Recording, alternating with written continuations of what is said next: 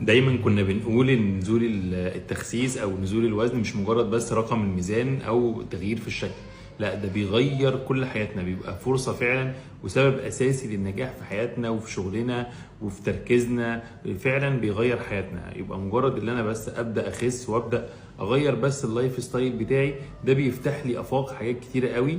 وده مثال حي للحاجه دي. حد كان عنده تقديم في شغل، وكان النزول بتاع الوزن بتاعه نزلنا 20 كيلو، كان سبب الحمد لله اللي هو يعدي من الاختبارات ويعدي وينجح ويحقق حاجة او حلم كان بيحلم بيه في شغله.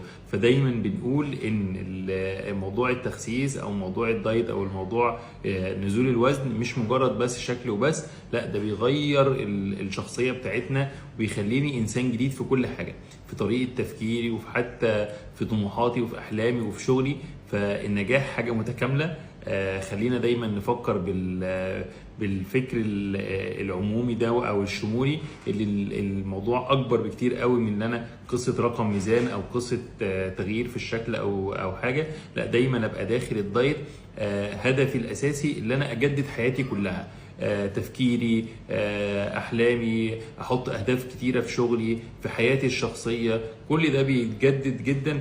فاخد القرار دوت وانا داخل اخس، ويبقى ده تغيير نهائي اللي انا خلاص مجرد ما انا بدات وغيرت انا خلاص ده بقى هيكمل معايا طول حياتي، ويبقى هو ده طريقه حياتي، ويبقى هو ده اللايف ستايل بتاعي. يبقى دايما ما نبصش بس او يبقى تفكيرنا محدود في حته رقم الميزان او حته تغيير الشكل او المقاسات، لا الموضوع اكبر من كده بكتير جدا. فيا رب دايما كده كلنا نحقق احلامنا، وربنا يجعلنا دايما كده سبب اللي احنا نساعد الناس، ويبقى احنا فعلا سبب اللي هم يحققوا احلامهم وينجحوا في حياتهم يا رب ان شاء الله.